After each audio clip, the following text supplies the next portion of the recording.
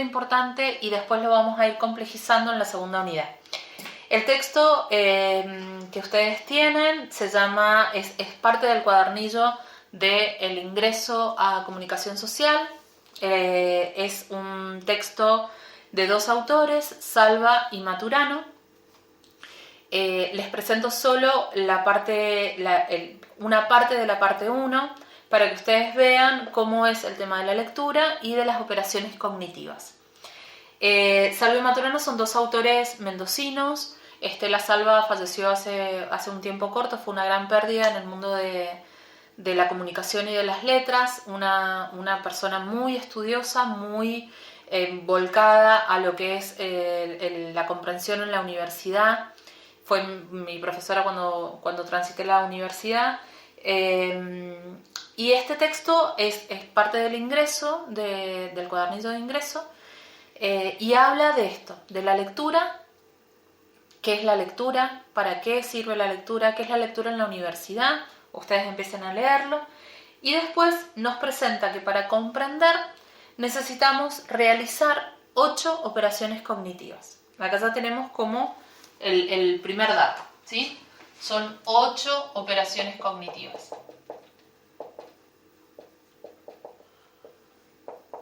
Estas operaciones, ¿dónde se realizan? En nuestro cerebro, ¿sí? Estas operaciones las hace nuestra mente, nuestra cabeza.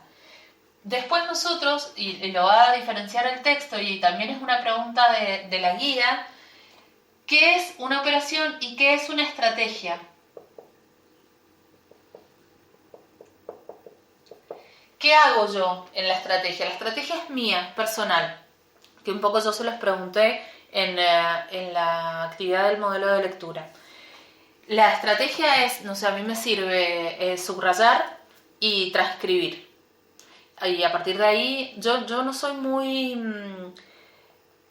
amiga, iba a decir, pero en realidad es como que no me gusta encerrarme en, bueno, esto es un esquema, esto es un cuadro, esto es una síntesis, solo uso síntesis.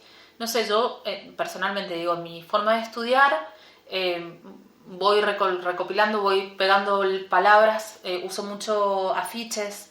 En mi época de estudiante universitaria era llenar las paredes de afiches en blanco y yo iba rayando, ¿no? Y pasaba, y eso como tiene impacto visual se me iba quedando.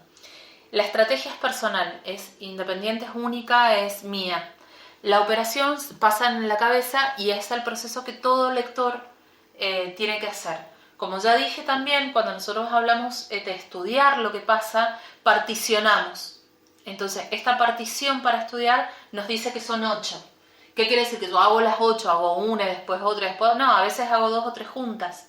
Pero cuando soy un lector avesado, cuando soy una persona que ya tiene como este training de ir leyendo y estudiando. Entonces nos dice que nos presenta primero la diferencia entre operaciones y estrategias y después se mete con lo que son las operaciones. En la guía yo les voy a pedir, bueno, rescatar las pistas, las grandes pistas del autor, hacer un esqueleto, un esquema. Lo mismo, tienen que ir. ¿Qué dice? Parte A, bueno, tengo toda la parte A, ¿cuántas veces se divide internamente? Eso lo voy a ir registrando porque eso es parte de estudiar.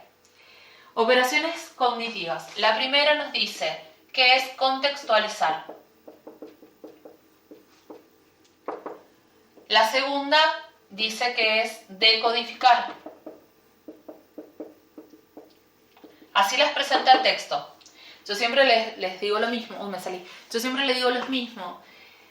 Para mí la primera es decodificar, porque si yo no decodifico no puedo contextualizar. ¿Qué es la contextualización? Siguiendo el orden que presentan los autores. ¿Quién lo escribe? ¿Se acuerdan la primera etapa analítica? ¿Quién escribe? ¿Cómo se llama el texto? ¿Qué año? ¿Qué editorial? ¿Sí? Yo pongo en contexto quién habla. Dijimos, sujeto 1 de la comunicación no es lo mismo que sea un político, que sea un estudioso de las letras, que sea mi mamá. No es lo mismo. No es lo mismo que se hable de economía en 1930, que se hable de economía, bueno, más o menos, no, que se hable de economía en Argentina en el 2001, que se hable de economía en el 2010. No va a ser lo mismo. Entonces, siempre el contexto va a ayudar a entender, darle un poco más de sentido a lo que estamos viendo y lo que estamos hablando. Y ya me voy a dar cuenta, bueno, esto es obsoleto. Lo que dice acá es obsoleto porque ya no se aplica. En uno de los foros me decían, con esto de algunos grupos trabajaron el texto estudiar es inútil. Es un texto que hace como un paralelo entre qué es los beneficios que tiene estudiar y lo que no. El tema de sueldo entre el quien estudia y quien no. Y uno de ustedes decía en el foro, no fue en el foro, fue en la resolución de la actividad, decía que había quedado, que él lo sentía obsoleto porque al día de hoy hay muchos, por ejemplo, ponía el ejemplo de los jugadores de fútbol que no estudian y que tienen sueldos multimillonarios y demás. Digo, permitirnos este cuestionamiento. Este autor, ¿desde cuándo habla? Ahora ya no aplica este concepto. Bueno, se quedó atrás porque eso también hace mi bagaje cultural. Lo que yo traigo de antemano, el poder pensar de otra manera. Y decodificar es cuando yo puedo reconocer, este ejemplo que les ponía antes, si me presentan un texto en portugués y yo no sé portugués, no lo voy a poder leer, no voy a poder seguir avanzando con las operaciones cognitivas. Entonces la decodificación es solamente el reconocimiento de las letras y poder ya en una primera mirada saber identificar en qué idioma está y que lo voy a poder seguir leyendo, ¿sí? La tercera operación es desambiguar significados.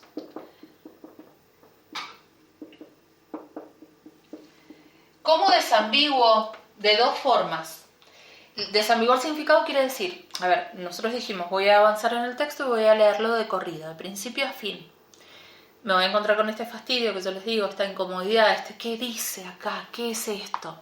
Me enojo, me voy, me levanto porque me faltó traer, ¿no? Y voy buscando como salirme del texto. Bueno, me obligo a quedarme en el texto, me obligo a leer y voy marcando las palabras que no entiendo. Las expresiones que no entiendo, los autores que me dicen que no entiendo, me hablan de una fecha y no tengo idea de qué hace referencia. La oreja de Van Gogh, no sé de qué habla. Bueno, si lo tuviera escrito, lo marco, pero sigo. Después de la primera lectura vuelvo a lo que marqué y me voy a poner a desambiguar. Desambiguar es encontrarle el significado a esa palabra. ¿Cómo? De dos maneras. Por contexto o por diccionario o enciclopedia, ¿sí? Por diccionario o enciclopedia es eso, es ir a buscar diccionario papel o a través de internet el significado de esa palabra. Y por contexto es cuando yo veo las palabras o las frases que hay alrededor de lo que yo no entiendo. Por ejemplo, hay palabras que son polisémicas. La polisemia es cuando una misma palabra que se escribe de la misma manera significa varias cosas. Banco, el banco de la plaza, el banco de la entidad crediticia o financiera. Dice banco, yo sé lo que significa banco, pero no entiendo por qué está acá. Bueno, las palabras de alrededor me van a dar el sentido, me van a decir si está hablando de que Juancito fue a tomar mate o a tomar aire a la plaza, al banco de la plaza, o que Juancito sacó un crédito en el banco, ¿sí? Entonces yo por el contexto, estoy dando un ejemplo burdo, por el contexto, por las palabras de alrededor, voy a poder saber el significado. No siempre hace falta ir al diccionario. Y de todos modos, si yo voy al diccionario, me voy a encontrar con distintas acepciones, con distintas explicaciones de ese término. Entonces tengo que volver al contexto y ver cuál aplica, ¿sí? Cuál de todas esas definiciones tiene sentido con el texto que yo estoy trabajando. La cuarta, y acá es importante que lo entendamos, por favor, y acá me preguntan, les digo, voy a habilitar el foro, pero lo mismo se los voy a explicar con 32 ejemplos, no hay problema, porque esto lo vamos a empezar a usar. La cuarta es formular el tópico textual. Cuando hablamos de tópico textual, nosotros vamos a hacer este ejercicio. El tema, cuando yo les pregunto tema y tópico, el tema va a ser una o dos palabras con las que yo puedo enmarcar a ese texto que estoy leyendo. Vamos a hacer de cuenta que tenemos una biblioteca. Y arriba, en cada sección de la biblioteca, voy a tener cartelitos. En uno dice matemática, en otro dice literatura, en otro dice psicología, en otro dice ciencias naturales, en otro dice ficción. Una o dos palabritas que me marcan, me hacen como ese primer recorte del mundo en el que yo digo, bueno, este texto no habla de ciencia ficción, habla de literatura española, ¿sí? Ahí ese va a ser como mi primer recorte. El tópico es, dentro de ese recorte, qué enfoque le da el autor que yo estoy leyendo. Yo les hacía hacer en el aula este ejercicio. Elijan una parte del aula. Bueno, elegían la pared, el piso. Dentro de ese recorte que hacen, miren un lugar específico. Entonces algunos que elegían la pared derecha, se enfocaban en una escritura que había. No voy a decir, pero las que siempre hay en las aulas. Otro se fijaba en la cañería de la estufa, en la llave de la estufa que había en esa misma pared. Otro se enfocaba en el color de la pared. Esa especificidad es el tópico. Todos van a hablar de la pared derecha. Esas tres personas van a hablar de la pared derecha. Pero ninguno se va a enfocar de la misma manera. Y aún si dos personas eligieran mirar el color de la pared, uno lo va a relacionar con, a nivel comparativo, con aspectos de la naturaleza, y otro se va a fijar en la tranquilidad que transmite los colores pasteles a la hora de estudiar. Esa definición específica, ese relato específico es el tópico, ¿sí? ¿Cuándo formulo yo el tópico? Fíjense que está a mitad de camino, está en la cuarta. Entonces, acá se supone que yo ya por lo menos 2 lecturas le hice al texto. Bueno, ya puedo decir más o menos cuál es. Después yo voy a reformularlo, voy a afinarlo, voy a perfeccionarlo. Pero a la mitad de camino yo ya tengo que poder definir un tópico textual. Esto lo vamos a seguir trabajando porque a partir de ahora, en los textos que veamos, yo les voy a preguntar cuál es el tópico de ese texto, ¿sí? Porque estas operaciones las vamos a aplicar, no las vamos a estudiar solamente conceptualmente, las vamos a aplicar a partir de ahora a todo lo que siga en las unidades venideras. Bien, ya formulamos el tópico. Vamos a la quinta operación. La quinta dice relevar el desarrollo de la información. Yo ahí ya empiezo con fibrón en mano, con resaltador, con virome, con regla, o si lo tengo en pantalla, a resaltarlo de alguna manera, a ir viendo qué información me va dando el texto. Empiezo como a resaltar las ideas principales. Después, en la operación que sigue, que estas dos suelen hacerse juntas, es establecer las relaciones que van organizando el desarrollo de la información. Y ahí yo me doy cuenta que, por ejemplo, si es un texto que argumenta, me va a presentar una tesis o una hipótesis y va a ir refutándola, o la va a ir alimentando, o va a presentar argumentación y contraargumentación. Si es una cuestión que me dice en 1914 pasó tal cosa, después me dice a comienzos de los 2000, bueno, me va dando una cronología, ¿sí? Eso yo lo tengo que ir haciendo. Lo voy a ir haciendo en la medida en que sepa trabajar los textos. Si hay causa-consecuencia, si hay, ya les digo, cronología, si hay comparación, si hay preguntas-respuestas, si hay un planteo de un problema, etc. Lean, porque es bastante extenso esa parte, lean como para conocer cuáles son las relaciones del texto. Llegamos a las 7. Yo ya relevé el desarrollo de la información, o sea que yo ahí ya marqué. Supóngase que utilizamos el fibrón amarillo, el resaltador amarillo, subrayé. Cuando llego a las 7, lo que tengo que hacer es jerarquizar esa información. O sea, del texto, de la masa del texto, yo ya seleccioné una parte. Bueno, ahora de esa parte que marqué, yo tengo que darle un orden de importancia. Porque cuando yo escribo, no siempre presento en el primer punto lo más importante. Por ahí lo presento en el cuarto. O por ahí, al principio hago una introducción, que bueno, tiene cosas importantes, pero no es lo importante. La jerarquización la hago, le doy el orden que yo crea necesario para estudiar, que yo crea importante para poder transmitir y hacer esta representación. ¿Se acuerdan? La tercera etapa, la representación, cuando yo logro decir o yo logro transmitir de qué habla ese texto. Entonces voy viendo las ideas de la jerarquización, la importancia. Y en la 8 es cuando yo ya puedo decir, puedo explicitar la intención que tiene ese texto. ¿A qué se refiere? ¿Qué quiere hacer? ¿Quiere informar? ¿Quiere persuadir? ¿Quiere convencer? ¿Quiere entrar en polémica? ¿Qué quiere? ¿Qué quiere el texto? Estas operaciones tienen relación, ¿sí? Yo no puedo decir que el texto quiere comparar y en el tópico, en la operación cuarta, no usar la palabra comparación. No tiene sentido. Entonces tienen que tener toda una armonía en las operaciones cognitivas. Bien, estas son las 8 operaciones que, si ustedes se dan cuenta, si ustedes pueden ir viendo el modelo de lectura, tiene como en ciertas, parte en la etapa 1, parte en la etapa 2.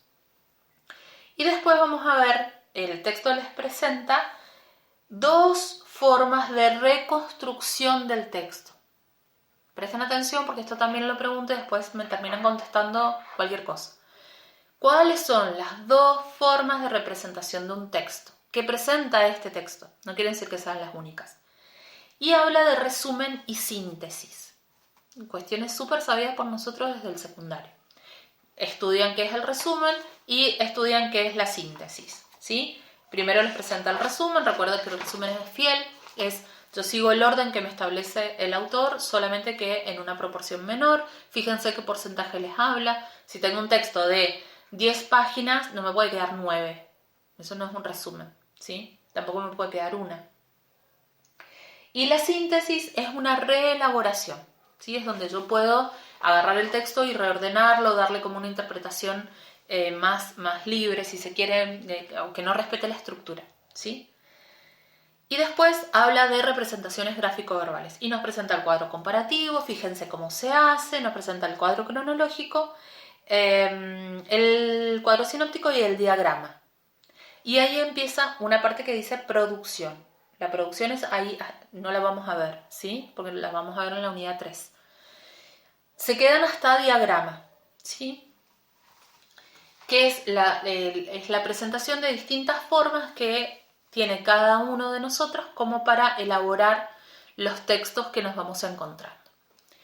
Entonces, estas operaciones cognitivas pasan en mi cabeza, pasan en mi mente. En la clase que viene vamos a ver lo que es el sistema cognitivo de comprensión, cómo se arma, cómo está estructurado nuestra cabeza, nuestro sistema. Pero estas operaciones pasan en nuestra cabeza y las realizamos con la estrategia que yo quiera, que yo conozca, que me quede cómodo, que me haga sentir bien. Entonces les pregunto en la guía, que ustedes la van a tener que trabajar para ustedes. Si ustedes la trabajan, yo les garantizo que la están estudiando, ¿sí? Vuelvo al tema de la complicidad. Complicidad y fastidio, 2 palabras que van a ser súper repetitivas por mí. En la actividad entonces les planteo realizar una lectura general del texto, destacar en el texto las grandes pistas, esto es lo que venimos hablando, realizar un esquema que refleje el esqueleto. Y acá les pongo, leer el apartado A y B. O sea que lo que está dentro del punto 4, que dice 4A, 4B, 4C, 4D, creo que es hasta el D, no, 4E, 4F, 4G, están las respuestas, búsquenlas en el apartado A y B, no se me vayan al C o al D, ¿sí? Y por favor, cuando ustedes vayan respondiendo, si la estructura que se les da de práctico, de guía, de trabajo, dice 1, 2, 3 o apartado A, apartado B o la forma de numeración que sea, respétenla a la hora de responder, porque es muy tedioso ir viendo qué respuesta quisiste poner y encima en la redacción, si ustedes son como muy tajantes, queda más difícil todavía de seguirles la lectura, ¿sí? Entonces, acá en esta ustedes, para ir respondiéndola, respeten esto, 4A, 4B, 4C, bien. ¿Qué se entiende por lectura? ¿Qué papel juega la memoria? Es lo mismo hablar de operaciones y estrategias, que es esto que les digo ahora. ¿Cuáles son tus estrategias de estudio? Ahí no está en el texto, están ustedes. ¿Qué estrategias utilizan? ¿Sí? Que fíjense que ya también se los pregunté para que lo puedan ir mencionando y puedan ir afinando. Acá no se queden solo con que yo hago resumen, yo hago síntesis, yo hago... ¿Cómo estudian? Se encierran, no sé, yo estudio a la noche con música, sin música, en silencio. Traten de ampliar un poquito, porque cuando ustedes lo escriben y lo cuentan, lo hacen más consciente.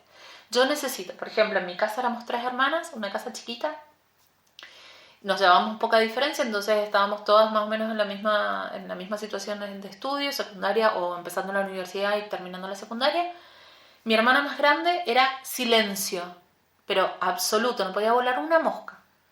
Yo tenía que estudiar con ruido, al día de hoy, porque el silencio me distrae, me hace pensar. Entonces, si tengo una música de fondo, si tengo o la tele prendida de fondo, pero que no la esté mirando, sino simplemente escuchando, a mí me hacía bien. Imagínense combinar esas dos situaciones. Y mi otra hermana, estudiante de diseño, era el espacio. Entonces yo terminaba en una pieza con los auriculares, tirada en la cama, estudiando así. Bueno, y más en esta situación de pandemia, ¿cómo estudian? ¿Tienen su espacio? ¿Tienen una pizarra? ¿Tienen un afiche? ¿Pueden disponer de una pieza, un escritorio?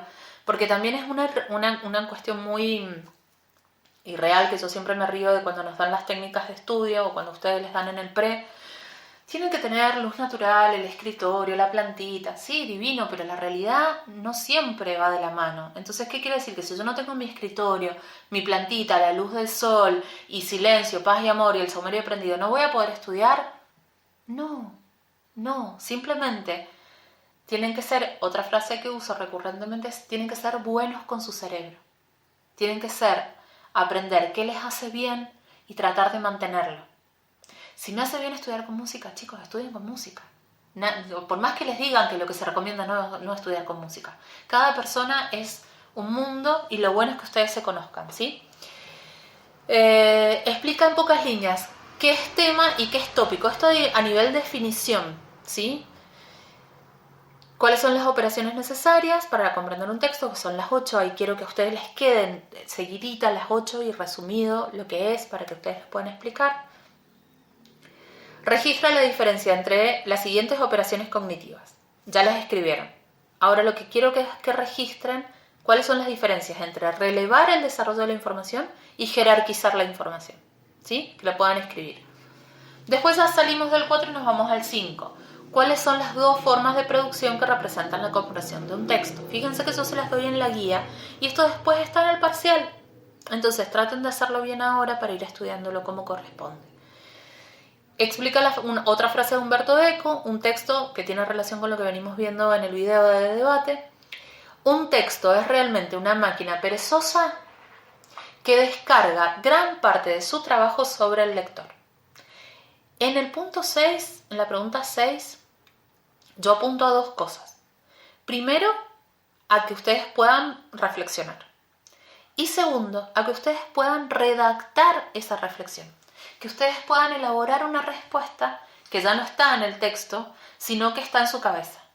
Entonces, no me pongan, sí, estoy de acuerdo porque sí, es así, no es una máquina perezosa. Traten de jugarse un poquito más en el tema de la redacción. Y en el último punto les pongo, después de haber trabajado el texto, todo este texto, formula el tema y el tópico. Acá yo no les pido que lo definan, eso ya está arriba. Acá les pido, de este texto de Salvo y Maturana, ¿cuál es el tema y cuál es el tópico? ¿Cómo lo podrían definir? Anímense a hacerlo. Se van a equivocar, va a estar mal, va a estar más o menos. Es parte, ¿sí? No hay una respuesta correcta. No hay uno. No sé, yo quiero que digan lo que yo quiero que digan. Elabórenlo, háblenlo, charlenlo entre ustedes o no, con su grupito de amigos de